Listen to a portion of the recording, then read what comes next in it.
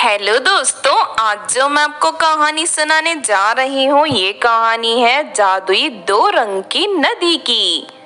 तो चलिए दोस्तों देखते हैं जादुई दो नदी की कहानी। बहुत समय पहले की बात है। किसी जंगल में दो जादुई नदियां बहती थी, लेकिन उन जादुई नदियों तक पहुंचने का रास्ता किसी को नहीं पता था। लेकिन फिर एक दिन रोमा नाम की लड़की को उन दोनों जादुई नदियों तक पहुंचने का रास्ता पता चल जाता है। सुनो कंचन, मैंने सुना है यहाँ से बहुत दूर एक जंगल में लाल रंग की जादुई नदी बहती है। उस जादुई नदी में डुबकी लगाने से हमारे शरीर के कपड़े सोने में बदल जाते हैं। क्या तुम सच कह रही हो? क्या सच में ऐसा होता है? हाँ, वो जादुई नदी कई सदियों से उस जंगल में बह रही है, लेकिन वहां तक जाने का रास्ता किसी को नहीं पता था। मैंने बड़ी मुश्किल से एक तांत्रिक के जरिए वहां का रास्ता ढूंढ निकाला है। देखो, तुम मेरी खास सहेली हो, इसीलिए मैं तुम्हें अपने साथ वहां लेकर जाना चाहती हूँ। अरे, क्या सच में तुम मुझे अपने साथ ले जाओगी? हाँ, लेकिन ये बात तुम किसी को मत बताना। कल ठीक 10 बजे मेरे घर पर पहुंच जाना, फिर मैं तुम्हें जंगल में ले जाऊंगी।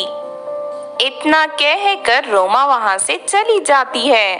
फिर अगले दिन सारी तैयारी करके रोमा कंचन के साथ जंगल की ओर निकल पड़ती है। काफी देर चलने के बाद वो दोनों एक नदी के पास पहुंच जाते हैं। तभी उन्हें अपने सामने एक काले रंग के पानी की नदी बह रही दिखाई देती है। अरे रोमा, तुमने तो कहा था यहाँ लाल रंग की जादुई नदी है, लेकिन इस नदी का पानी तो पूरी तरह काला है। काला हो या लाल, हमें क्या फर्क पड़ता है? तुम जल्दी से इस नदी में डुबकी लगाकर अपने कपड़े सोने में बदल दो। रोमा की बात सुनते ही कंचन नदी में छलांग लगा देती है, लेकिन तभी एक चुड़ैल वहां प्रकट होकर कंचन को पकड़ लेती है।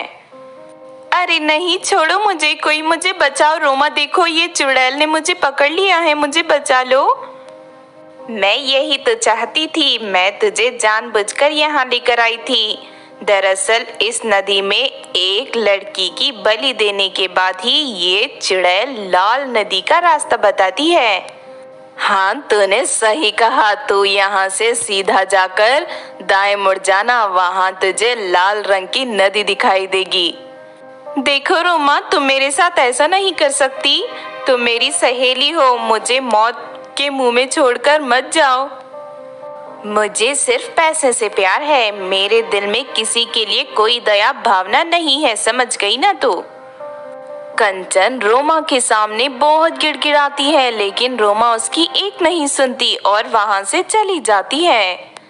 उसके बाद चुड़ैल कंचन को लेकर पानी के अंदर चली जाती है।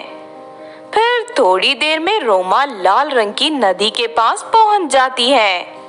रोमा थैले से ढेर सारे कपड़े निकालकर एक के ऊपर एक अपने शरीर में पहन लेती है।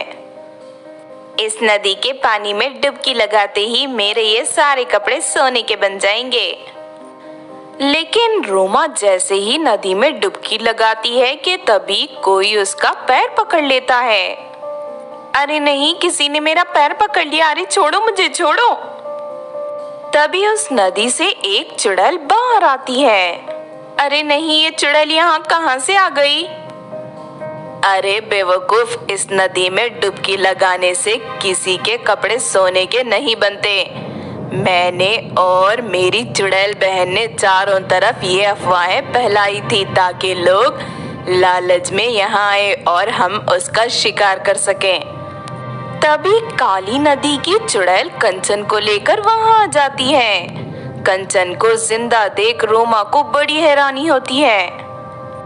हम सिर्फ लालची और धोखेबाज लोगों का शिकार करते हैं। तू अपनी मासूम सहेली को जानबूझकर यहाँ लेकर आई थी, लेकिन हम इसे कुछ नहीं करेंगे। उसके बाद दोनों चुड़ैल बहनें मिलकर रोमा को मार कर खा जाती हैं। हमने इस रोमा को इसके किए की सजा दे दी है। चलो कंचन, अब तुम इस नदी में डुबकी लगाकर अपने कपड़े सोने में बदल लो। हम अच्छे लोगों के साथ अच्छा व्यवहार करते हैं। फिर कंचन नदी में डुबकी लगाकर अपने कपड़े सोने में बदल देती है और उसके बाद अपने घर जाकर राजी खुशी रहने लगती है। तो आपने देखा दोस्तों जादुई दो नदी की कहानी। इस कहानी से हमें ये सीख मिलती है कि धोखेबाज और लालची लोगों का अंजाम हमेशा बुरा होता है, इसलिए हमें कभी भी अपने फायदे के लिए किसी के साथ धोखाधड़ी नहीं करनी चाहिए। अगर ये कहानी आपको अच्छी लगी हो तो जरूर लाइक करें।